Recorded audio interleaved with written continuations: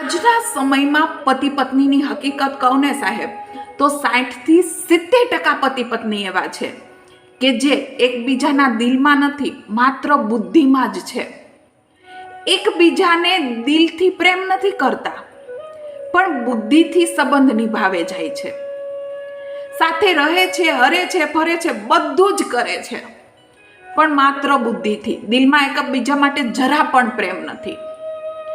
અને લગ્ન વખતે જ્યારે ગોરબાપા આવે ને, ત્યારે એ ફેરા ફરતી વખતે એટલી કઠણ ગાંઠ વાળે છે કે 7 જન્મ સુધી ના છૂટે.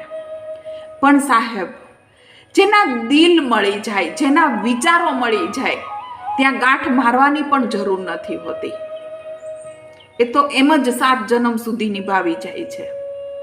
પણ લગ્ન પછી પણ જેના દિલ અને વિચારો નથી મળ્યા, ત્યાં ગમે એટલી ગાંઠો મારશો, છતાં પણ છૂટે